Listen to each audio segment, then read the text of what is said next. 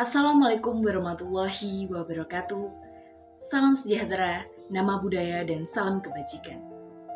Yang terhormat Ibu Rashidah SEMSI selaku dosen pengampu mata kuliah Ekonomi Moneter.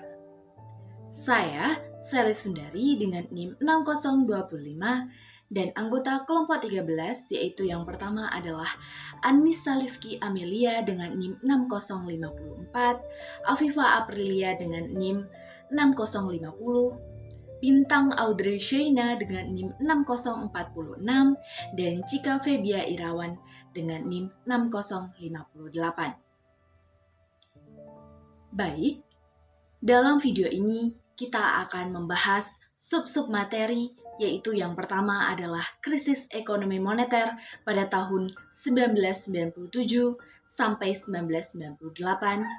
Yang kedua adalah krisis subprime mortgage pada tahun 2008. Dan yang terakhir adalah negara yang berdampak krisis global setelah pandemi COVID-19 di negara US, Inggris, dan Rusia.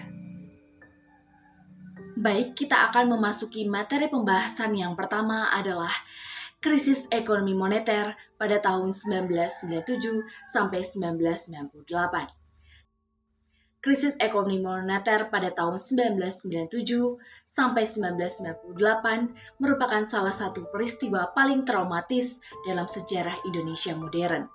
Krisis ini dimulai dari negara Thailand pada bulan Juli 1997, kemudian menyebar ke negara-negara lain di Asia Tenggara, termasuk di Indonesia. Tentunya dari krisis ini ada faktor yang menyebabkan krisis ini terjadi. Yang pertama adalah merosotnya nilai tukar. Penyebab utama krisis ini adalah merosotnya nilai tukar rupiah terhadap dolar Amerika Serikat. Nilai tukar rupiah yang merosot tajam menyebabkan harga-harga barang impor menjadi mahal, sehingga daya beli masyarakat menjadi menurun. Yang kedua adalah akumulasi utang luar negeri swasta. Penyebab lain dari krisis ini adalah akumulasi utang luar negeri swasta yang besar. Utang ini berasal dari pinjaman bank-bank asing oleh perusahaan-perusahaan swasta di Indonesia. Ketika nilai tukar rupiah merosot, perusahaan-perusahaan ini kesulitan untuk membayar utang mereka. Yang ketiga adalah kesalahan pemerintah dan sistem perbankan. Kesalahan pemerintah dan sistem perbankan juga turut berkontribusi terhadap krisis ini. Pemerintah dinilai kurang transparan dalam pengelolaan keuangan negara, sehingga menimbulkan ketidakpercayaan investor. Sementara itu, sistem perbankan Indonesia yang lemah juga memudahkan para spekulan untuk melakukan aksi jual beli mata uang rupiah. Yang terakhir adalah ketidakpastian politik. Ketidakpastian politik juga turut memperparah krisis ini. Krisis ekonomi yang berkepanjangan menyebabkan terjadinya kerusuhan sosial di berbagai daerah di Indonesia. Kerusuhan ini semakin memperparah keadaan ekonomi dan politik. Tentunya dari faktor yang menyebabkan krisis ini terjadi, ada dampak dari krisis ini, yaitu yang pertama adalah penurunan pendapatan nasional. Penurunan pendapatan nasional Indonesia menurun drastis selama krisis ini terjadi. Pada tahun 1998, pendapatan nasional Indonesia hanya mencapai 60% dari pendapatan nasional pada tahun 1997. Yang kedua adalah meningkatnya angka pengangguran. Krisis ini menyebabkan banyak perusahaan yang gulung tikar sehingga meningkatkan angka pengangguran. Pada tahun 1998, angka pengangguran di Indonesia mencapai 20%. Yang ketiga adalah menurunnya daya beli masyarakat. Nilai tukar yang merosot tajam menyebabkan harga-harga barang menjadi mahal, sehingga daya beli masyarakat menurun. Hal ini menyebabkan kemiskinan dan kelaparan meningkat. Yang keempat adalah perubahan struktur ekonomi. Krisis ini menyebabkan struktur ekonomi Indonesia berubah. Industri-industri padat karya yang tidak efisien menjadi gulung tikar, sedangkan industri-industri yang padat modal yang lebih efisien bertahan atau survive. Dari faktor dan dampak yang terjadi dalam krisis ini, pemerintah mengambil penanganan dalam menghadapi atau menangani krisis ini, yaitu yang pertama adalah mengajukan bantuan kepada IMF.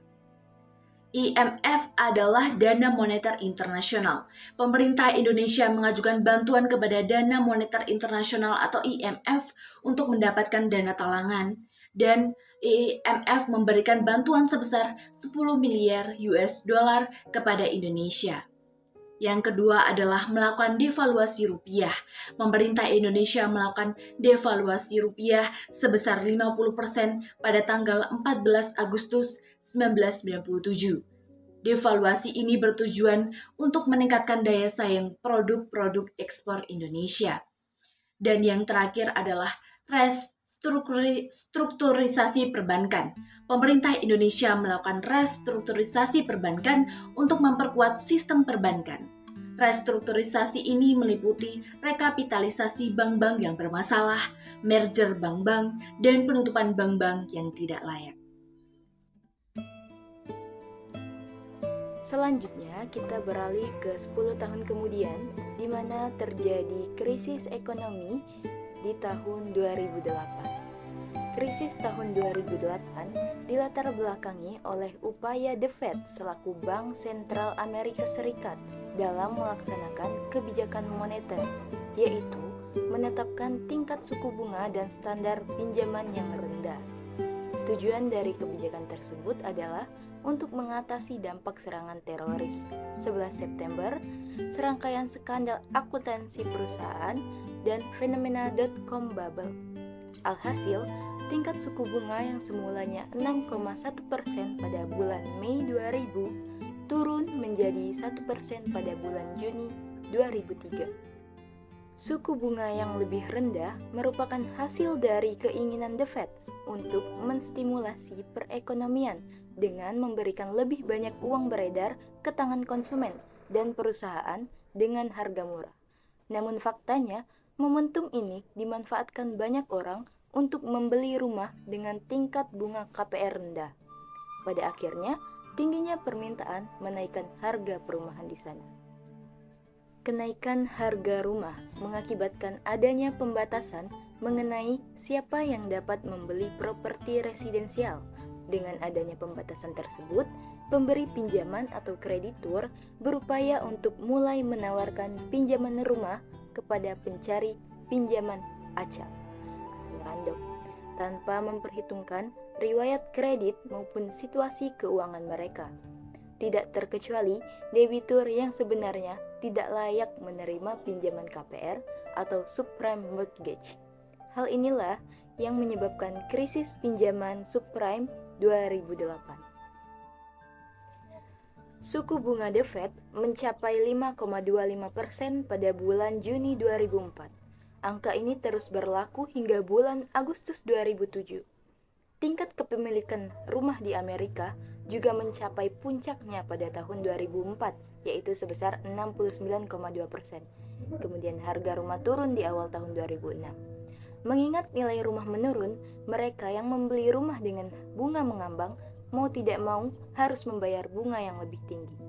Banyak debitur subprime mortgage yang akhirnya gagal membayar utang KPR karena kesulitan keuangan. Bahaya gagal bayar meningkat dengan cepat karena KPR tersedia bagi siapa saja secara acak. Pemberi pinjaman tidak dapat membayar imbal hasil kepada investor jika penerima pinjaman tidak melunasi hutangnya. Sehingga kreditur juga kekurangan dana. Seluruh siklus investasi dan reinvestasi terkena dampak negatif dari hal ini. Jadi, dapat ditarik kesimpulan bahwa krisis keuangan 2008 disebabkan oleh kredit macet pada sektor properti Amerika Serikat atau subprime mortgage. Subprime mortgage ialah istilah untuk kredit perumahan atau mortgage yang diberikan kepada debitur dengan sejarah kredit yang buruk atau belum memiliki sejarah kredit sama sekali atau subprime. sehingga digolongkan sebagai kredit yang berisiko tinggi. Subprime mortgage crisis pada 2008 memberikan dampak yang berkepanjangan terhadap ekonomi global. Bank harus menanggung beban pembayaran gagal bayar di pasar subprime mortgage. Dikarenakan dampak langsung dan tidak langsung yang terjadi pada seluruh pelaku pasar, timbullah resesi global yang berpengaruh signifikan terhadap perusahaan di semua industri. Hampir 9 juta pekerja kehilangan pekerjaannya karena krisis subprime mortgage 2008. Perekonomian AS menyusut 0,38% pada tahun 2008 dan 3,07% pada tahun 2009 akibat krisis tersebut. Selain itu, pertumbuhan ekonomi global juga menurun menjadi 2,8% pada 2008 dari 5,42% pada 2007. Perekonomian Indonesia sendiri melambat dari 6,1% pada tahun 2008 menjadi 4,5% pada tahun 2009. Dampak dari krisis subprime mortgage kian meluas dan menyebar ke seluruh sektor keuangan. IndyMac Bank menjadi salah satu bank terbesar Amerika yang terkena imbas hingga bangkrut. Namun dari banyaknya kebangkrutan perusahaan, kejatuhan Lehman Brothers ialah yang paling parah dalam sejarah Amerika Serikat dengan total utang sebesar 613 miliar US dollar kala itu. Peristiwa ini seringkali digunakan sebagai metafora atas kehancuran yang diakibatkan oleh krisis subprime mortgage. Dampak lebih lanjut ialah yield surat utang pemerintah tenor 10 tahun melambung ke level tertingginya sebesar 18,52% pada Oktober 2008. Sementara itu, IHSG anjlok 60,73% dari posisi tertingginya pada bulan Januari, yaitu 2.830,26 menjadi 1.111,39 pada Oktober. Selanjutnya adalah kebijakan yang diberlakukan. Dalam rangka penyelamatan bank-bank bermasalah, Departemen Keuangan AS membentuk program bantuan aset bermasalah dengan memberikan pinjaman sebanyak 115 miliar US dollar kepada bank-bank melalui pembelian saham preferred. Stimulus senilai 787 miliar US dollar turut berkontribusi dalam mengakhiri resesi. Rinciannya ialah 212 miliar untuk pemotongan pajak dan 575 miliar untuk pengeluaran, termasuk 311 miliar untuk proyek-proyek baru seperti healthcare, pendidikan, dan infrastruktur. Pemerintah Obama juga meluncurkan program rumah murah dan refinancing demi membantu pemilik rumah terhindar dari risiko penyitaan. Krisis ekonomi 2008 menciptakan sejumlah aturan dan kebijakan baru di Indonesia, terutama dalam pengawasan perbankan, diantaranya ialah kebijakan dalam kenaikan penjaminan simpanan masyarakat di perbankan. Semula yang dijamin oleh LPS hanya sebesar 100 juta rupiah, kini menjadi 2 miliar rupiah. Otoritas Jasa Keuangan juga lahir setelah terjadinya krisis keuangan 2008 atau 2009. Sebagai upaya untuk menstabilkan nilai tukar rupiah, cadangan devisa terkuras cukup dalam dari 60,56 miliar US dollar pada Juli 2008 menjadi 51,6 miliar US dollar pada akhir tahun 2008. Adapun upaya pemerintah Indonesia dalam menghadapi krisis ialah sebagai berikut. Yang pertama, Bank Indonesia menurunkan giro wajib minimum dari 9% menjadi 7% untuk kewajiban rupiah. Sedangkan untuk kewajiban valuta asing dari 3% menjadi 1%. Perhitungan GWM untuk bank-bank kecil disederhanakan. Dengan begitu, beban perbankan sedikit berkurang. Yang kedua, pembatasan saldo harian pinjaman valuta asing jangka pendek oleh bank-bank dihapuskan dan tenor fasilitas swap diperpanjang dari 7 hari menjadi 1 bulan. Hal ini dilakukan untuk mengatasi ketatnya likuiditas. Yang ketiga, Otoritas Jasa Keuangan mempermudah emiten untuk melakukan buyback, sedangkan Bursa Efek Indonesia melarang aktivitas transaksi short selling dan membatasi margin trading guna menjaga volatilitas serta mengurangi aksi jual di pasar yang berlebihan di tengah-tengah tren penurunan harga. Untuk materi selanjutnya yaitu mengenai krisis-krisis ekonomi yang dihadapi oleh negara-negara di dunia pasca pandemi COVID-19. Pandemi COVID-19 ini telah memberikan banyak dampak pada bidang kesehatan, pendidikan, ekonomi, serta aspek sosial lainnya. Saya, Anissa Livki Amelia, di sini akan menjelaskan mengenai dampak dari pandemi COVID-19 kepada perekonomian Amerika Serikat. Yang pertama, penyebab dari krisis setelah COVID-19 pada Amerika Serikat sendiri yaitu terdiri dari berhentinya aktivitas ekonomi, kemudian perubahan perilaku konsumen, lalu ketidaksetaraan ekonomi. Berhentinya aktivitas ekonomi ini disebabkan karena adanya lockdown serta pembatasan sosial berskala besar. Nah, pembatasan sosial berskala besar ini menyebabkan penurunan secara signifikan pada aktivitas-aktivitas ekonomi. Lalu, untuk perubahan perilaku konsumen, dengan terguncangnya ekonomi yang ada selama COVID-19, maka akan merangsang para konsumen untuk lebih berhati-hati dalam melakukan transaksi. Perilaku konsumen yang terlalu berhati-hati ini cenderung memperlambat pemulihan ekonomi pasca COVID-19. Kemudian ketidaksetaraan ekonomi, permasalahan ini memburuk seiring dengan krisis COVID-19. Dengan banyaknya hambatan pada perekonomian karena COVID-19, kelompok dengan pendapatan yang rendah, pekerja yang tidak dapat bekerja secara remote akan lebih terdampak. Dampak ini akan jatuh kepada masyarakat yang lebih rentan hingga menimbulkan ketidaksetaraan ekonomi yang akan makin berjarak. Selanjutnya yaitu dampak dari COVID-19 ini sendiri kepada Amerika Serikat. Nah, COVID-19 ini sangat berdampak pada Amerika Serikat. Dampak ini bukan hanya disebabkan oleh intervensi dari pemerintah dalam menanggulangi virus, tapi juga dari pengaruh berbagai faktor akibat dari penyebaran virus ini sendiri. Pada tahun 2020 sendiri, PDB dari Amerika Serikat mengalami kontraksi tingkat tahunan sebesar 3,5%. Kontraksi ini merupakan kontraksi terbesar dari PDB Amerika Serikat sejak tahun 1946, serta merupakan kontraksi pertama sejak terakhir terjadi pada 2009. Berdasarkan survei yang diterbitkan oleh Biro Sensus Household Pulse Amerika Serikat, statistik mingguan menunjukkan bahwa dampak pandemi terhadap kehidupan masyarakat Amerika Serikat. Selama minggu ke-12, yaitu 16 sampai 21 Juli, 51,1% responden melaporkan hilangnya pendapatan dari pekerjaan sejak 13 Maret 2020. Kemudian 12,1% melaporkan kelangkaan pangan. 40,1% menunda mendapatkan perawatan medis dalam 4 minggu terakhir, dan 26,5% melaporkan tidak amannya perumahan. Untuk selanjutnya yaitu merupakan beberapa detail dari dampak-dampak COVID-19 pada Amerika Serikat, baik untuk individu maupun pada ekonomi. Dampak yang pertama yaitu ada pada ketenaga kerjaan.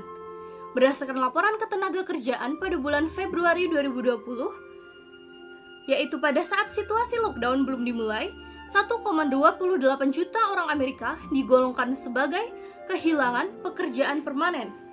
Kemudian, pada bulan Agustus, jumlah ini mencapai 3,41 juta, dan pada bulan September meningkat menjadi 3,75 juta.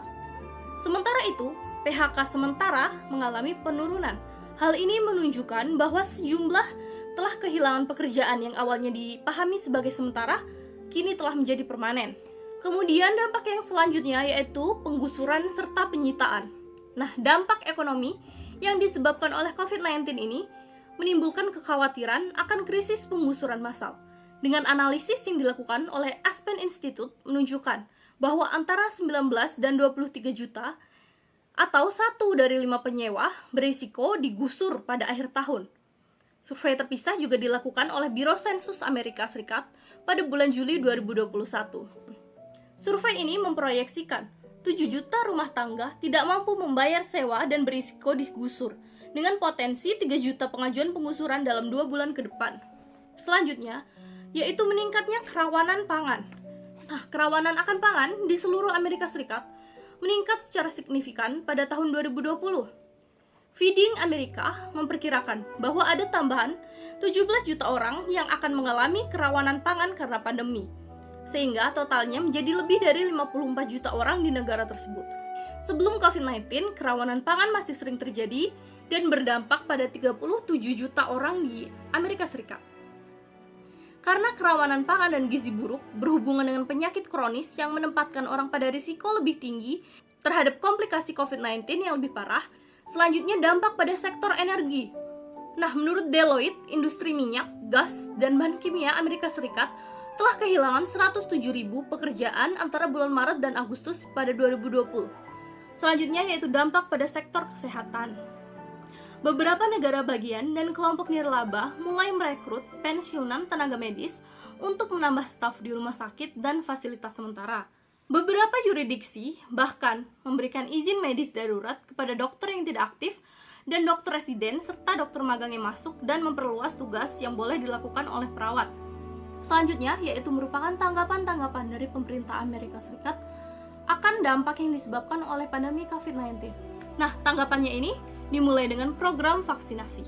Pemerintah Amerika Serikat meluncurkan kampanye mengenai vaksinasi massal untuk mencapai target herd immunity dan mengakhiri pandemi. Vaksin COVID-19 ini juga telah didistribusikan secara luas di seluruh negara.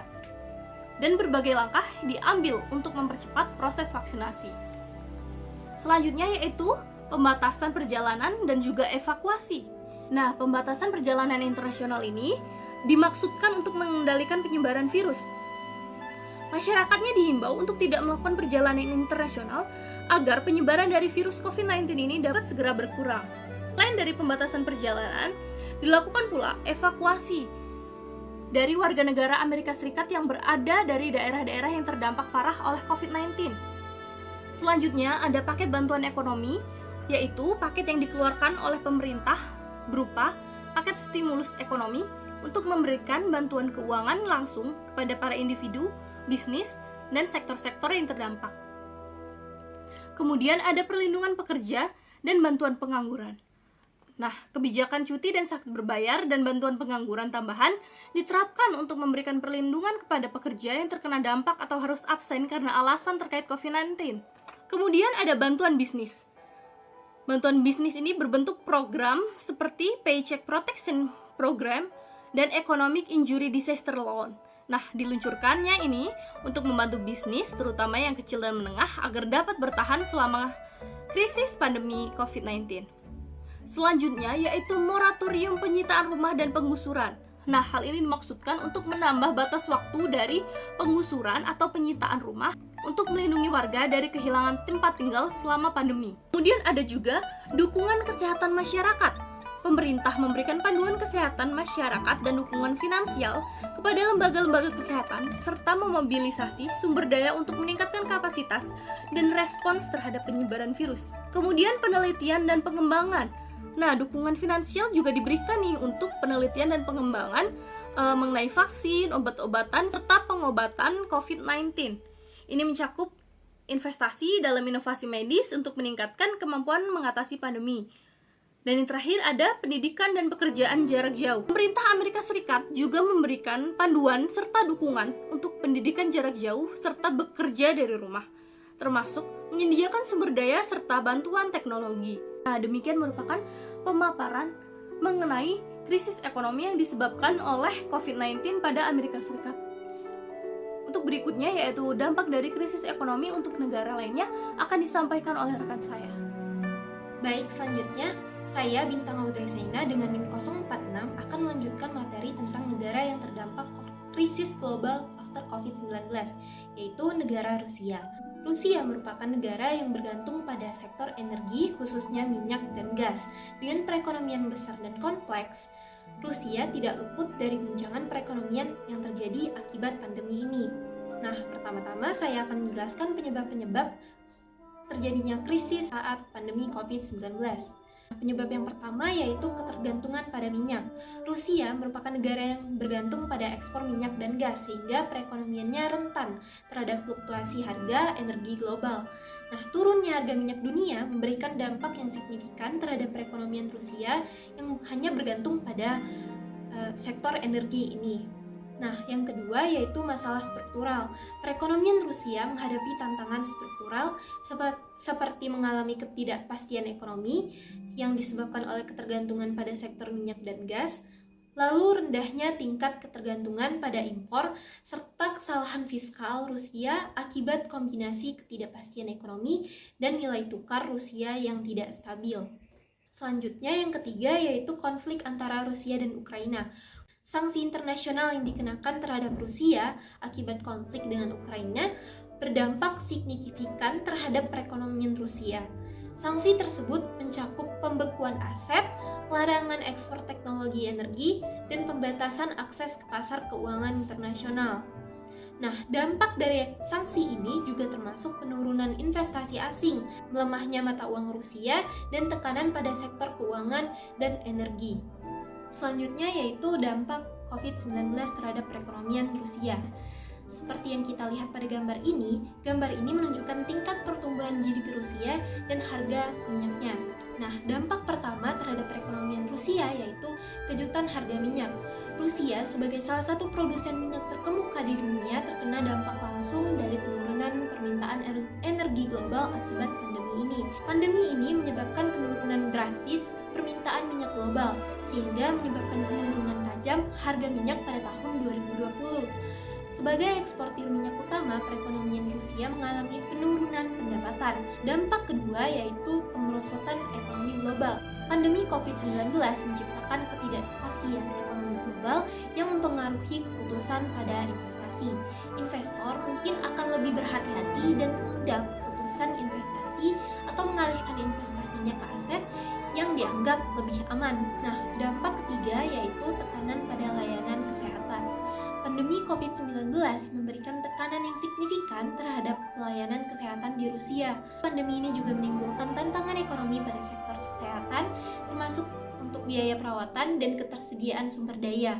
Hal ini menyebabkan peningkatan belanja pemerintah pada infrastruktur layanan kesehatan dalam upaya kesehatan masyarakat. Yang keempat yaitu tindakan lockdown. Selama pandemi COVID-19, pemerintah Rusia menerapkan berbagai tindakan termasuk lockdown untuk memerangi penyebaran virus. Nah, beberapa respon yang dilakukan pemerintah Rusia dalam menghadapi krisis ekonomi akibat pandemi COVID-19 yaitu adalah sebagai berikut. Yang pertama yaitu larangan ekspor bahan bakar. Pemerintah Rusia telah mengambil langkah-langkah seperti membatasi pasokan dengan memperpanjang pengurangan produksi hingga akhir tahun serta mengurangi rencana ekspor minyak mentah. Selain itu, Rusia juga melarang ekspor solar ke sejumlah negara yang bisa berdampak pada kenaikan harga minyak mentah. Meskipun demikian, rubel Rusia stabil terhadap dolar yang menunjukkan upaya untuk menjaga stabilitas mata uang dalam menghadapi penurunan harga minyak. Selanjutnya yang kedua yaitu paket stimulus ekonomi. Salah satu langkah yang digunakan adalah paket stimulus fiskal. Pada Juli 2020, pemerintah Rusia mengeluarkan dana sebesar 72 US dollar atau sekitar 1.038 miliar rupiah untuk memulihkan perekonomian setelah terdampak pandemi COVID-19. Langkah-langkah stimulus ekonomi lainnya yaitu termasuk insentif pajak, penyediaan jaminan sosial, layanan pinjaman, penurunan suku bunga, dan kelonggaran kuantitatif. Stimulus ini bertujuan untuk mengurangi gejolak perekonomian akibat dari COVID-19 serta menjaga stabilitas perekonomian dan daya beli masyarakat. Selanjutnya, yang ketiga yaitu penyesuaian kebijakan moneter. Bank Sentral Rusia melakukan penyesuaian kebijakan moneter untuk menstabilkan pasar keuangan dan mengatasi masalah likuiditasnya. Penyesuaian kebijakan moneter Rusia selama pandemi COVID-19 yaitu Bank Rusia menurunkan suku bunga untuk merangsang pinjaman dan investasi, serta melonggarkan kebijakan moneter untuk menjaga likuiditas pasar. Selanjutnya yang keempat yaitu investasi pada sektor kesehatan. Jadi, Rusia berinvestasi dalam pengembangan vaksin yang bertujuan untuk mengendalikan penyebaran virus dan pada akhirnya menghidupkan kembali aktivitas perekonomian mereka. Pemerintah Rusia juga mencoba untuk mengatasi tekanan terhadap pelayanan kesehatan dengan langkah-langkah seperti meningkatkan kapasitas rumah sakit, memperoleh peralatan medis tambahan, dan merekrut staf medis tambahan. Pertumbuhan ekonomi Rusia semakin cepat dengan PDB Rusia tumbuh sebesar 3,2% pada tahun 2021 dan 2022. Terlepas dari tantangan-tantangan ini, Rusia telah berhasil menahan peningkatan tambahan angka kemiskinan akibat COVID-19 dan angka kemiskinan Rusia turun sebesar 11,4% pada akhir tahun 2021, yang mana sebelumnya angka kemiskinan Rusia sebelum pandemi yaitu sebesar 12,3%. Perkenalkan, saya Afifa Apriliana dengan NIM 050 akan membahas krisis ekonomi pada negara Inggris. Dampak ekonomi dari pandemi global COVID-19 di Inggris sangat mengganggu. Hal ini berdampak buruk pada sektor perjalanan, pasar keuangan, lapangan kerja, sejumlah industri, dan pelayaran. Hal ini juga menyebabkan ketidakstabilan dan lockdown pada pasar di Inggris, yang berujung kepada krisis biaya hidup di Inggris, peningkatan tajam dalam pengangguran, tekanan pada rantai pasokan, penurunan pendapatan pemerintah, runtuhnya industri pariwisata, runtuhnya industri perhotelan, dan mengurangi aktivitas konsumen. Dilihat dari keuangan dan perekonomian, Gubernur Bank of England meminta pemerintah Inggris untuk memberikan dukungan kepada bisnis yang terkena dampak virus dan dilaporkan bekerja sama dengan Departemen Keuangan untuk menyediakan paket stimulus ekonomi guna mencegah perekonomian Inggris jatuh ke dalam resesi. Perusahaan-perusahaan yang terdaftar di pasar saham London telah jatuh nilainya, dan para komentator menyebutkan kekhawatiran mengenai virus ini. Untuk menstimulasi perekonomian, Bank of England menurunkan suku bunga banknya dari 0,75% menjadi 0,25%. Bagaimana krisis ekonomi Inggris ini berlanjut? Mari kita bahas. Selain negara Rusia, negara Inggris juga mengalami beberapa krisis ekonomi. Yang pertama ada pertumbuhan ekonomi, yang kedua manajemen kesehatan, dan yang ketiga adalah adaptasi dalam pendidikan. Dapat dilihat pada tabel di samping ada tabel perbandingan PDB Inggris dari tingkat pengangguran dan inflasi di Januari 2019 sampai Desember 2020. Grafik tersebut menunjukkan bahwa ekonomi Inggris telah mengalami penurunan PDB yang signifikan dari pandemi COVID-19 dan telah 2 kali melaksanakan lockdown. Namun, tingkat pengangguran dan inflasi belum mengalami penurunan yang signifikan. Bagaimana dengan tanggapan pemerintahan Inggris? Pemerintahan Inggris telah menerapkan berbagai langkah untuk mengurangi krisis ekonomi yang terjadi selama pandemi COVID-19. Beberapa kebijakan yang diterapkan antara lain, yang pertama ada stimulus ekonomi. Pemerintah Inggris di bawah kepemimpinan Perdana Menteri Liz Truss telah mengeluarkan paket stimulus ekonomi termasuk pemotongan pajak senilai 48 miliar US dollar untuk mendukung pemulihan ekonomi. Kemudian yang kedua ada pemulihan ekonomi nasional. Pemerintah juga mengalokasikan dana APBN untuk pemulihan ekonomi nasional dengan mengambil kebijakan fiskal dan moneter yang komprehensif. Yang ketiga ada pemanfaatan teknologi digital. Pemerintah juga mengupayakan peningkatan ekonomi nasional dengan mendorong pemanfaatan teknologi digital yang sedang berkembang untuk mendukung pengembangan UMKM dan meningkatkan kehidupan rumah tangga. Demikianlah beberapa hal yang bisa kami sampaikan. Kami mohon maaf apabila dalam penyampaian tadi ada kesalahan kata atau beberapa pernyataan yang tidak benar. Kami kelompok 13 mengucapkan terima kasih. Assalamualaikum warahmatullahi wabarakatuh.